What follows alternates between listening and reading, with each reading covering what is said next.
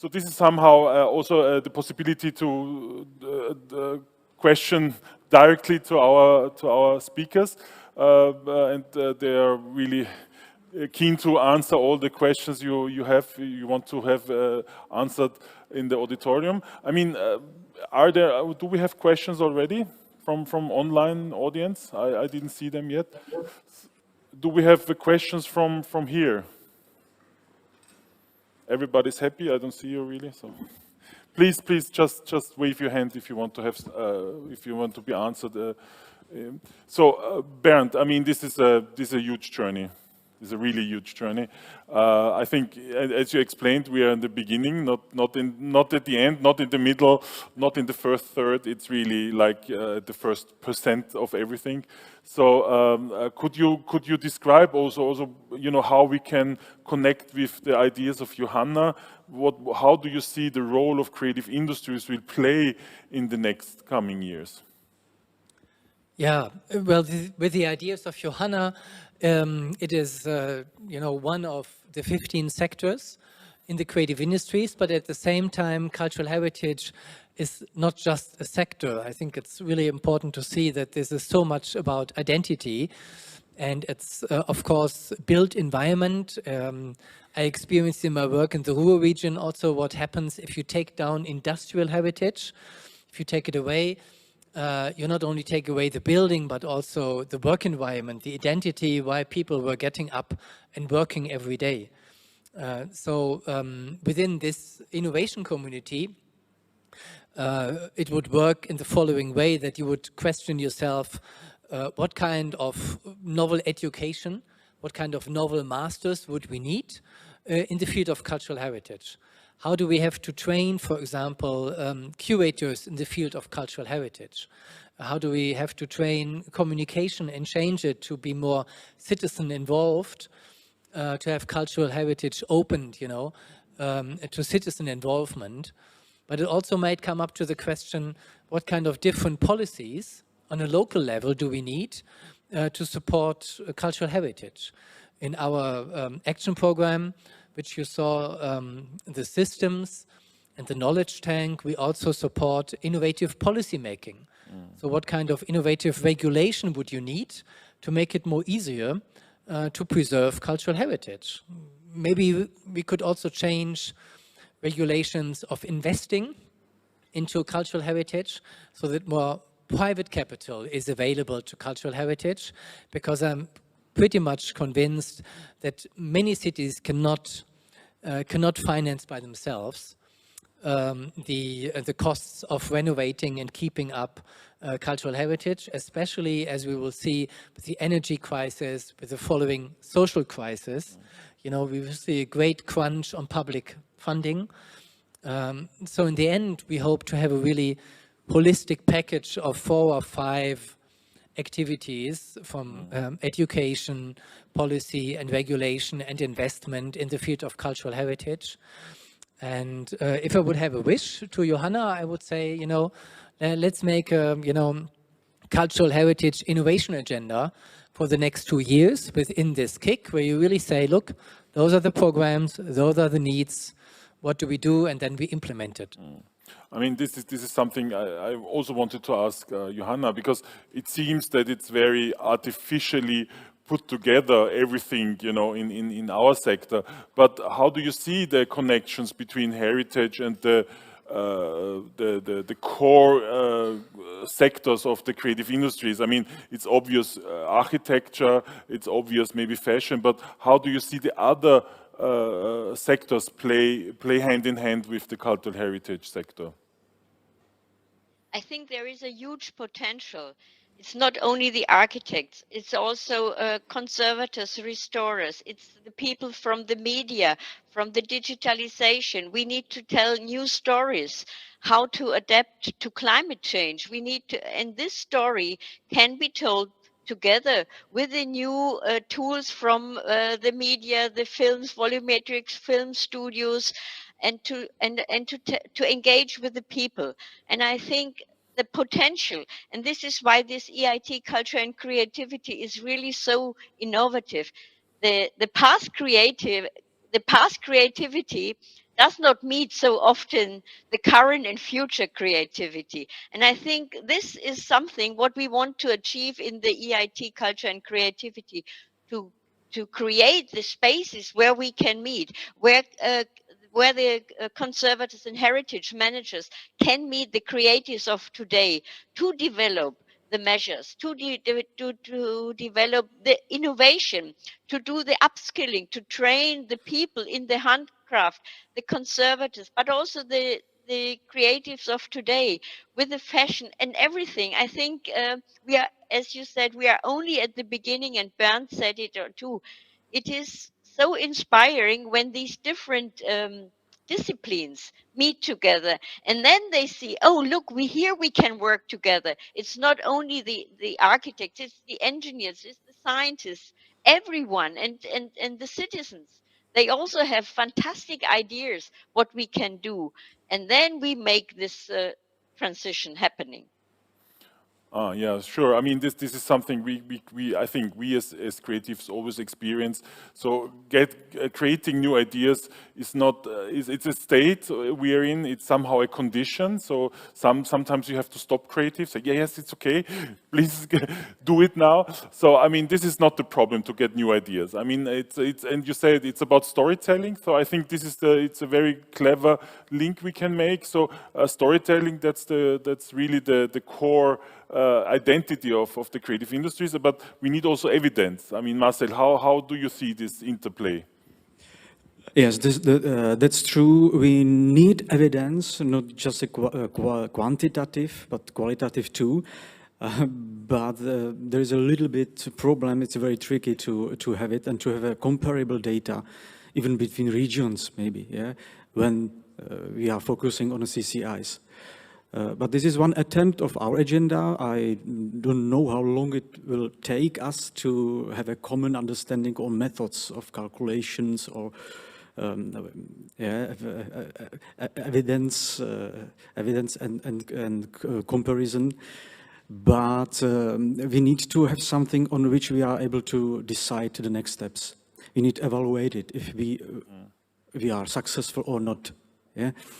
And it is so complex because it touches almost every piece of social and economic life. Yeah. But Policy Evidence Center is maybe a good example how to have evidence, at least focus especially on one region, on one country. Yeah, this topic of the evidence really gets me up in the morning, because it creates a vicious circle we have. Sometimes innovations in the creative industries, or innovations, for example, at UNESCO Creative Cities, or if you take a European Capital of Culture, they are done and they are funded, but they are not in parallel evaluated. And quite often, if they are evaluated in parallel, they are just on the quantitative side. A really innovative evaluation is missing. So then you have the situation, just to take an example, new festivals in the games field have been funded with $1 million. What does it mean for the education of the youth, of children, of interlinking with elderly? What does it change in your brain of collaboration? What does it mean for neuroscience, for your health, and so forth? You could research that, but the only thing which is researched is, how many people do you visit the festival, and how much games were sold. So it was just this economic side of evaluation, and that's just far too short. So within this kick, and this is really the beauty of this innovation community, that we can create the tools for all those things we are missing. And so please use this year 23 to really help us and step forward with ideas for tools or activities, labs, which you think are missing in our sector, because now we can really kind of build the aircraft carrier, which we will then later on fly. So I think I like that idea of the aircraft carrier more than I thought at the beginning. It's really building this thing now with its different possibilities. Sure. So now also the questions from the audience and from the online audience rolling in. Just a reminder, please leave also your names so we can address you directly, not as anonymous. But anyway, one question I think is it's directed to Marcel. As an institution, we would like to participate in the Istanbul event. How can we register? So I think it's easy. I think the most easiest way how to get in touch with the organizers is to contact someone from British Council based in Istanbul. Yeah, and they can give you advice how to register to the meeting. Yeah. The second question from from another anonymous, but maybe it's the same person, I don't know.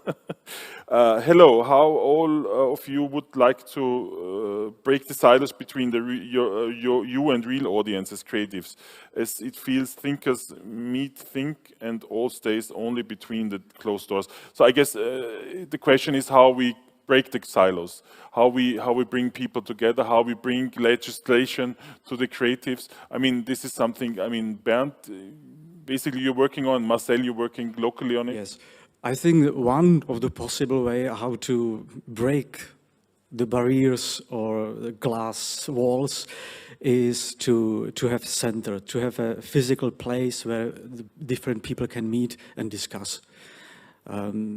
Such as a melting pot or Hybernská campus or other similar facilities which are focusing on cross-disciplinary innovations and different groups of people and give free place for discussions and meet each other. Just to add on that, 3 examples. Just imagine if a city does a procurement to create new buildings or other procurements they do, and they call every time to include a designer. You know, whatever they procure, there must be design thinking included. Or they say 5% of the budget has to go to a startup. So cities have a great power they are not using yet for interlinking the sectors and breaking silos. Another opportunity is just also within our KIC. When those calls are launched, which we are talking of, you can make calls to architects, of course, or to gamers, but you can also make calls where you say, if you apply as a gamer, you have to include a researcher.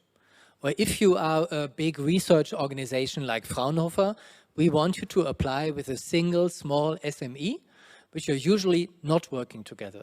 So we can also use our calls to break those silos. And last but not least, we are about to set up incubation centers for the creative industries. Now you could set up an incubation center by its own, like a standalone. Might be a silo, must not be, but the risk is high. But you also say, well, there are digital incubators already, incubators in energy, many other sectors. So be a modular, be an add-on, you know, be a cross-silo incubator. And I think here we can be ourselves innovative about what is really a good incubator. We shouldn't just reuse the models which are 10 years old. I think this is something, yesterday the ECBN had also its members forum, so all the members got together, or some of the members got together, and we had a similar discussion about, you know, how to bring all parties on the plate and together and discuss. And I think the one crucial moment in the discussion was, I mean, the idea to build institutions. I mean, you are now talking in a service way, you know, how we can service these creatives, but also we as creatives, we have to build our own institutions. And I see that every day working with universities. I mean, I have also a university degree. Universities are, you know, the institutions of the academics. So a lot of the calls are made by academics for academics. It starts with the language, it starts with the methodologies, everything. So this, of course, this creates a huge gap between the world of the SMEs, you know, of the creatives working day by day, producing new ideas, new products, new fashion designs, and, you know, the academia. And this gap we have to really focus, you know, and in that sense, we need to build our own institutions. I mean, Creative Park is very young, as we learned today. So this is already one institutions we can rely on, we can work with. But we have to, I mean, other regions don't have such an infrastructure across Europe. You know, they really need to step up. We have to remind politicians to have to give funding to these institutions, and we have to be aware that this is really needed nowadays. I mean, universities have millions of budgets, 20 people working there only for European cause. We, on the other hand, you know, we have 2, 3 people working on such things. So this is really something we have to work on in the next years. And this brings me to the next question, also from Anonymous, I guess it's somebody else. What you talk about is being talked about for 15 years, sure. How is the situation now different? Maybe Bernd, you can address this directly. What exactly does Anonymous mean? What has been talked about? I mean, the about green he didn't explain, but I would assume he's thinking about that the topics are the same 15 years ago and today. But what did change with the EAD, for example? Well, I would say if we look at the green transformation, if we take that as the question, you know, we have to accept that we are really the late adopters. Creative industries are late in taking up this topic of green transformation. Other sectors have been leading, mobility and others. So I think now the difference is really what Johanna said. It's an obvious crisis. It's not just the climate change. And the difference is also that policymakers are now putting on the brakes with regulation. You know, fast fashion has been a problem, of course, for 10 years or even longer. People have been dying in, you know, in production plants in Asia. Still, fast fashion did not change. But now, since 3 months, we have a new European regulation, and this clearly states certain materials have to end within the next, I think, 5 years. So now, you know, the pressure is on. I think a lot of the change is within the policy arena around us. And then the other change is really the trend of young people who really select and live differently, you know. They don't want to drive cars any longer. Yeah, my daughter also said, I don't need to drive a car. She didn't even have a driver's license. So here really value changes are within the next generation. And that's also different. This was not the case 15 years ago. I mean, Marcel, maybe you can also reflect on that. I mean, of course, the obvious is the climate change. The obvious is the crisis mode we are in. I see also that the role of the creative industries changed over the past 15, 10 years. I mean, we have to think about that. 10 years ago, with the Oslo Manual, you know, with the new way of supporting innovation from the European Union, creative industries wasn't mentioned. So innovation there was really like, you know, basic innovation, like, you know, creating a new, resin for melting things, you know, that really the technical idea about innovation. So we call it hard innovation, you know, the real stuff, so to say. So we weren't acknowledged, you know. Technicians always laughed when creatives come in the room and say, yeah, you do it pink. Then at the end, when it comes to diversifying the product. But in these 10 years, and I think I try to point this out, thanks to Mr. Ehler and to Bernd's work. You know, we worked 10 years very hard to tell, you know, innovation is more than just the basic hard innovation. Maybe you can call it soft innovation. Maybe you can call it social innovation. What else? What we do is matters. You know, it's real. It's we change the reality somehow of people perceiving, you know, technology, policy, and culture. So I think this mind shift, you know, within the Commission, you know, I mean, we don't say that it's only because of us or of Mr. Ehler. It's of course we supported it, we pushed it, we spoke for it. I think this is really now the time for the creative industries to create new stuff with the Commission, for the Commission, by the Commission, or not by, but with the help of the Commission, so to say. And as I try to say, I mean, now every week new calls coming in, so new possibilities for us. Yes, I actually understand the question, how the question has been put, yeah? Because it really maybe seems that we are repeating 15 years the same things, the same proclamations and goals and yeah, etc. But I think it's a very difficult to understand the CCIs from the sides of the governance, which has a possibility to do something with it in order not to repeat and repeat again and again those things. This is really challenging. CCIs are challenging for the governance because it's a cross-cutting issue. It touches almost every ministries, and it's not clear which ministry is responsible for which. Now there are small battles. No, that's not my business, or that's my business, not yours. Yeah, so it's not clear. I think this is the reason why it seems that we are repeating the same things. But as you said, you both maybe said the environment is different.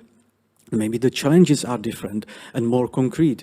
We have now here the climate change. We can deal with the post-pandemic situations and use the CCIs for healing the societies or global societies. Yes, this is something what is definitely different as it used to be 15 years ago.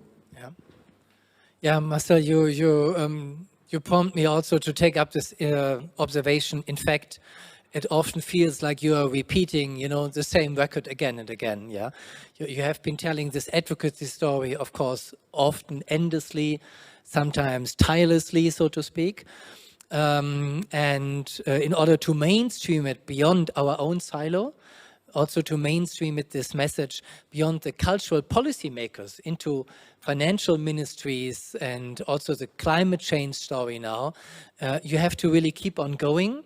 And I would say to our anonymous friend, we will tell this for the next 15 and 20 years. Because acceptance of a sector, not only the creative industries, but any other sectors, needs continuous telling in our society. There are new generations of policymakers coming in parliament. You have to go and tell them. How should they know? So same thing is with administrative bodies. And in the end, also with children. We all know, if children are not taught early, the love to music or piano and other things, reading, it will be difficult later on when they are 30 or 40.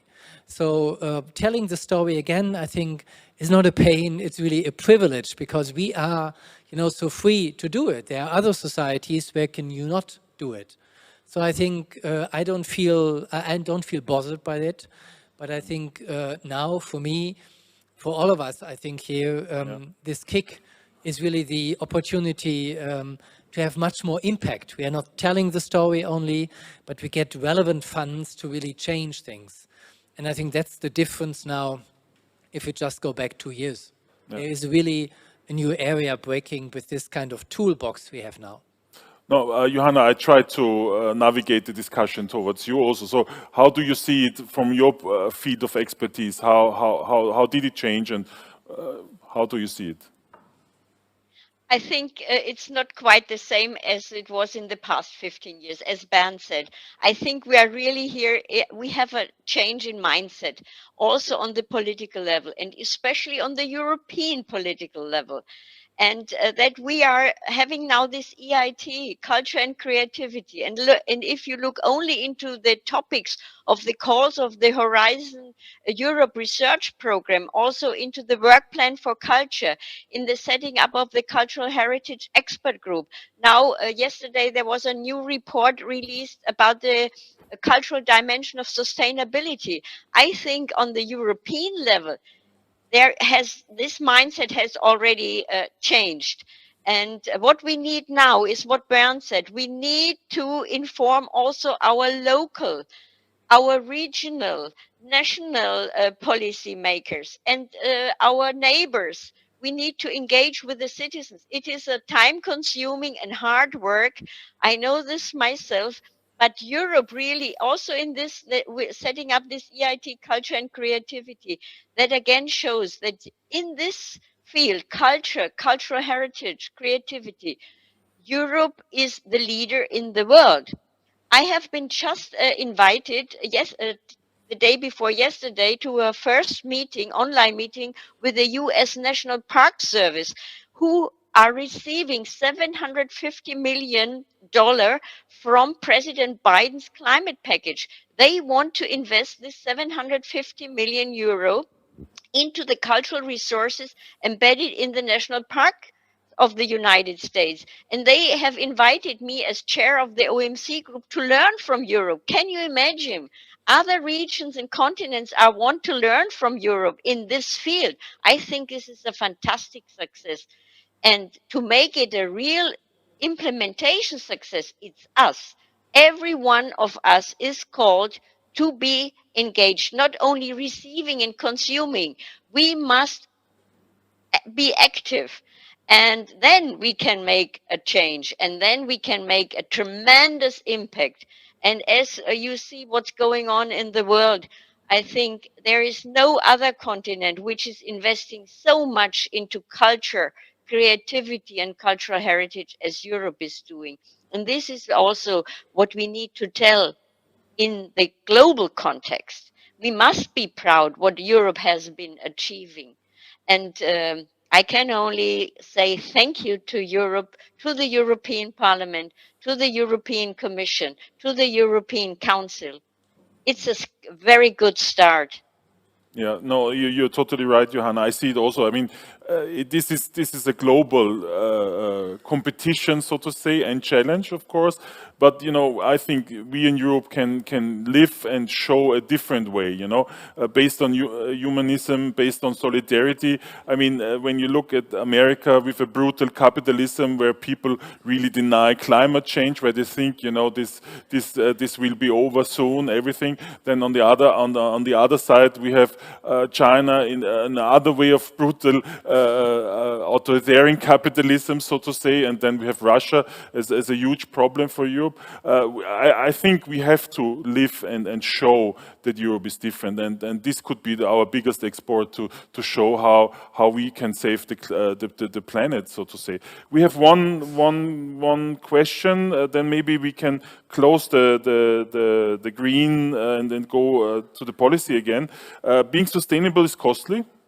How you taking into account this factor and communication of it? So what does it mean to be green? You know, it's not like that you have a switch and then suddenly you're green. It's really an effort. I think it's an effort of money, but also effort of manpower, of brain work. So maybe you have a take on it. So who wants, Marcel, you or Bernd? Johanna, please start. Just quick. If we are not becoming green and sustainable, it costs us more. And that was shown for the first time with the Stern report. In 2006, when Tony Blair, he was at that time the Prime Minister, he asked Lord Nicholas Stern to give him an overview of the economics if we react to climate change or not. And that was a groundbreaking report, so that everyone, every political decision maker was clear. If we do not react sustainably, it will cost us much, much more. So this is the wrong attitude, the wrong approach. Of course, everything is costly, but if we do not react, it costs us much more, and it costs the lives of people. Yeah, well, if it is really more expensive, I think is an assumption. It's an open question. If it's really the case, if you look, for example, at the waste we are producing in food, but also in many other fields, you know, waste reduction, so producing less, also having less costs. It might not be necessarily more expensive. And we, as a kick, to explain how this monster of the innovation community works, is that we put such a question to the experts in the innovation system, and then invite European-wide, from companies like Philips to research centers like the research center from Sweden, down to single designers, to a workshop exactly on that question, and say, look, what would be your take, if it's architecture, film, design, to do this also in a social responsible, transformative way. We are really aware of it, and you might have seen at the presentation that we speak really of the digital, green and social transformation. because yeah, it has to be livable, yeah, affordable.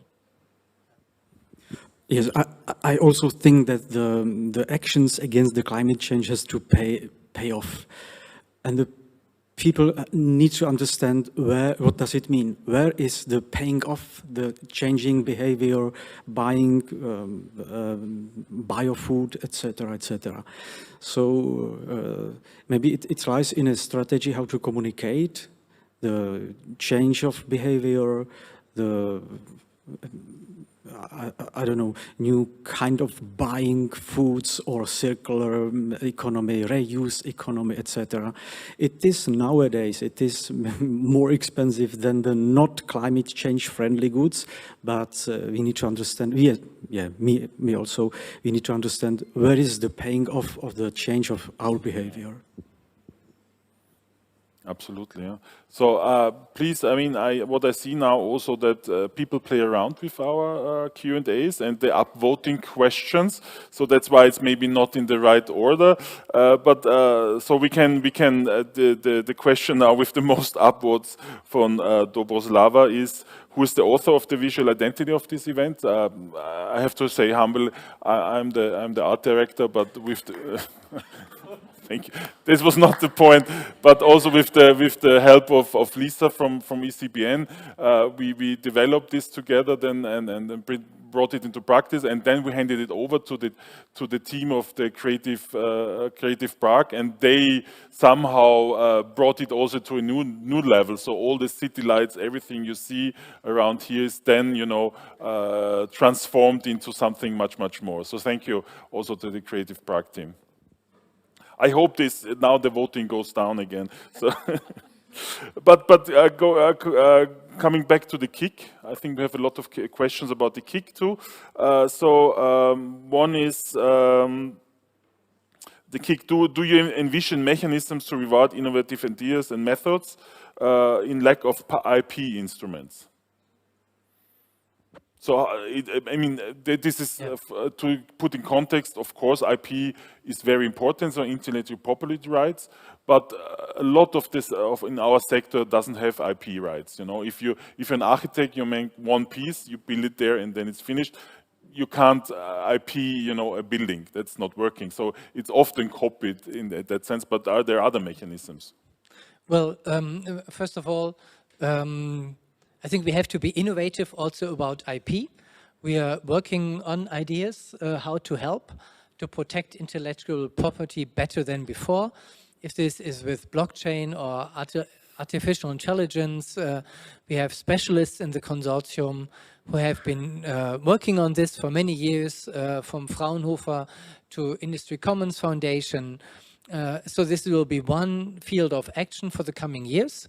But then it is really by calls we are launching to really address especially IP ideas, to take them from the very ideation stage to an advanced technological and market readiness level.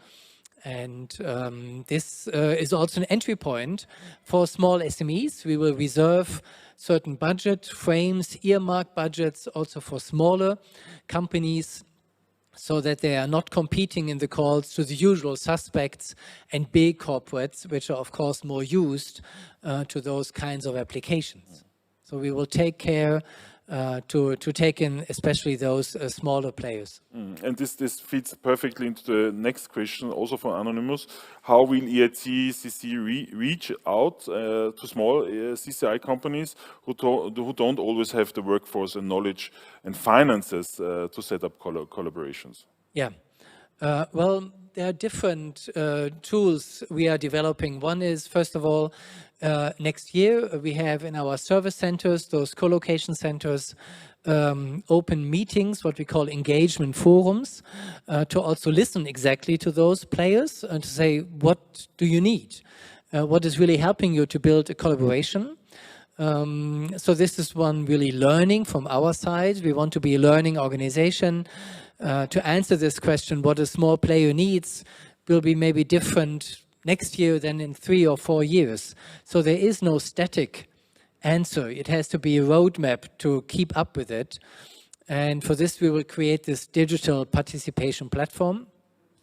And last but not least, the calls we were putting out will be a two-stage approach. So you can hand in your application on a really low-key level with 2 or 3 or 5 pages. So you don't have to make a master to apply. You don't need, tens of days to apply, but you can pitch your idea quickly, then you get a pre-selection, and then you know that you are on the roadmap, and then you can invest more activities. And if you have other ideas how to make it even better and possible, please step forward. I'm really practical about learning and happy to learn also today. Yeah. So one idea is also our organization is setting up creative communities, coaching creative communities, and we try to pitch this then also to the EIT, where we say, well, the community has to come up with ideas, and we provide tools to manage these cooperations and to develop these ideas. So it's not about that you come with a fixed, proposal, say this is the next 10 year stages and so on. So, but you help. We like to help you learn to work with others, to create, collaborations, to have successful collaborations, and then also successful call applications. Can I just one more important, I think, mindset about supporting the sector. When you are applying for funding, we all know that the success rate with European funding is something between 5 to 20% at the very best. So most of the applications are not funded. So what do we do with all those great ideas? Work has been invested, energy has been invested. Those are all potentials to collaborate. And we also want to create tools how to continue to work with those applications which have not been funded. One of the possibilities is to bring them together in a connectivity with those who are funded, which is just networking. But you could also look for other sources of funding, because there is, of course, a lot of other opportunities also with crowdfunding, with the venture capitalists, but also with business angels. So we really want to take a holistic approach and not create, a segregation between those who were lucky to have funding and those who dropped out. We want to have a really one ecosystem of collaboration. That will be a difficult task, but I really experienced this personally when I started at the European Capital of Culture in the Ruhr. We were so proud that this capital was taking place, and we made a very open call very early on, and about 1,112 projects applied. And we were totally ashamed because we just had funds for 100 projects. So we had to say almost no to 1,000 projects. And this was a bad start, for cultural capital, which wants to be inclusive and take everybody along. So really take care to envision tools how to do this. So failure is an option, and we learn from failures, or? Hopefully we have to learn. Yeah, we will be making failures for sure. So the only opportunity is to learn from them. Yeah. So we have then another group. So Jakob is waiting now for over 34 minutes, but the others got upvoted. So sorry for that. But maybe this is also something for Marcel.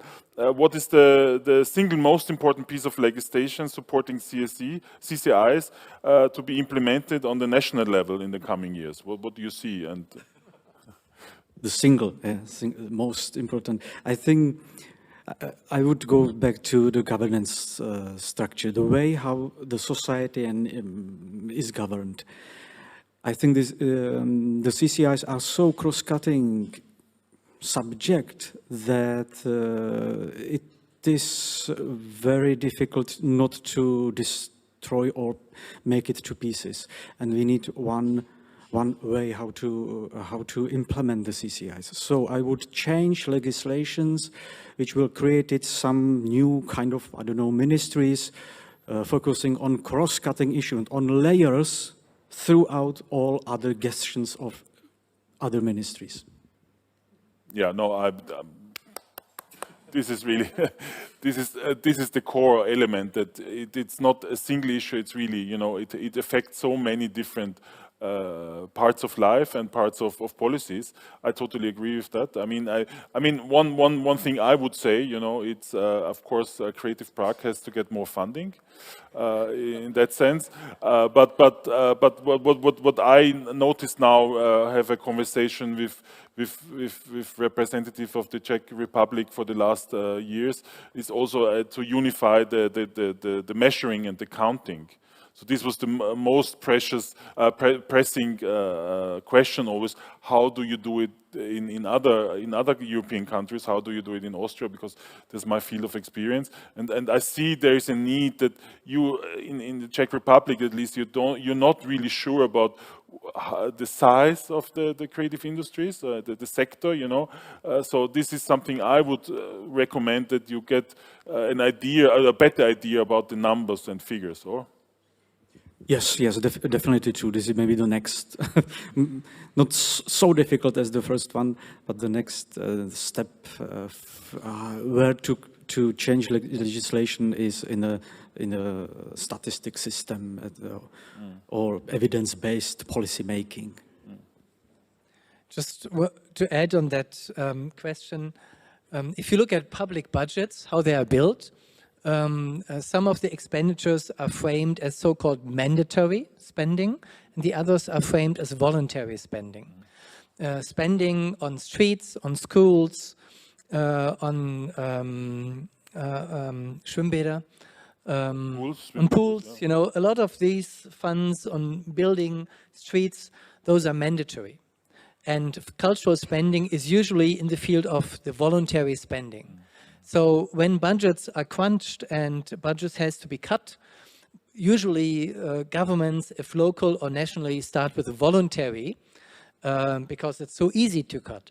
So one of the really fundamental things would be to say either that spending for schools and streets are also voluntary, or we say culture is also a mandatory spending, to have an eye-level approach, so that if there is a razor for cutting, it is not always so over-exaggerating on the cultural field, because, you know, from saving, you can never save the city budget by saving culture. It's just far too small. But this needs, you know, as somebody said here in the chat, telling and telling and telling, and I'm happy to tell that the next 15 years. Until everybody learned it. and we saw it also in the pandemic. I mean, of course, the most money went to system-relevant parts like hospitals, like, you know, infrastructure. But I think, you know, and this we saw, that culture is also a system-relevant sector, so to say. I mean, if you close people for weeks, for months in their flats, you know, they have to have something to relate to, and culture is one of these parts, you know, where you can say you can escape from your room, you can escape from the misery of the pandemic. So I think, I don't know if this really happened, but there was a change in thinking that culture is a systemic, you know, relevant sector for society. And based on that, I think we can make a claim that we are, you know, mandatory, not voluntarily supported. So this is the goal for the next 10 years in the European Parliament, that we shift from in the perception that we are part of the systemic need. Okay, we have one last question from Peter. The link between industry and university exists. Sure, they do. What the region research and development institutions have transfer knowledge and technology office. So what does it mean on European and for stakeholders on European level? What does it mean for stakeholders to have this interchange? Yes, maybe I start. I think that's a very good point. The universities, research institutions, has an office which creates a gate or maybe highway between the innovation potential, knowledge potential created in the house and the society. But the question is, if we are able to use this properly and strategically in order to create their reason. I think we have we have still still potential to develop this connection between academia and society or business more. Yeah, that's true. Yeah. Well, the tech transfer offices of universities, they have a European agenda and association also. And the European Association also for Research Technology Organizations, the so-called RTOs, also made a survey. And it's really difficult to say how much innovation capital is in a university listed in those tech transfer offices. So it's a highly intransparent and difficult area, and tech transfer offices at universities really strive to improve and to do this better, not only for the creative industries, but for many decades, you know, with many other sectors. And in our innovation community, we have research partners like Fraunhofer, like RISE, like Tecnalia, like CNR from Italy, who all joined this innovation community because they're interested exactly to use those networks we are now building to better bring forward their technologies, you know, what is on the shelf into the sector. So if it all works out, we are hopefully a much better tech provider for our sector. This KIC aims to be specific tech provider to the sector, and in September next year, we will start kind of a culture and creativity week where we hope to highlight technologies which are kind of hidden in universities and bring them forward and out. Yes, and what I appreciate the most is that the European Association of Technology and Knowledge Transfer Offices has its subsections focusing on social sciences, humanities, and arts. So, it's yeah. So we have one last question from Jakub again, but directly addressed to Johanna. It has been estimated that the renovation of the Czech culture heritage would cost 2 whole national budget. How would you prioritize? What focus first? We can't hear you. Wait, Johanna, we can't hear you. She can't hear us either. Wait a minute. Impossible question anyway, so. Maybe we have a microphone problem, Johanna, or it's turned off? Now, yes, perfect. Now. Okay, that is a very important question. We have been discussing in all of our 9 meetings. That means you have to make a priority list. And that is something that's very difficult. It cannot be made only by the cultural heritage experts. It is a discussion ongoing where everyone has to contribute. It is a question of the whole of us as a society. What do we prioritize? If we have limited funds, we need to make a list of priority, and that is something everybody wants to avoid so far. Okay, is Jakub? So I hope Jakub is satisfied with that answer. Yes, so very well. I mean, before we have a little snacks and little bites in the networking part of the conference. So I want to thank you all. I mean, we learned today that we shouldn't think small. We should think in very huge aircraft carriers, so to say. We learned what it means to work on national level with evidence-based. And thank you, Johanna, also for giving us an insight what it means heritage-wise and how we can connect heritage to the rest of the creative communities and industries. And for the afternoon, we will have sessions specifically designed to get more into detail of the green transition. We will talk about, Bernd will be talking a little bit more about the specifics of the EIT. We will talk about upskilling and reskilling the European workforce, and then also we would like to address with you together the crisis mode of the creative industry, and of course the war situation, and what the creative industries can help to solve these conflicts or these crisis modes.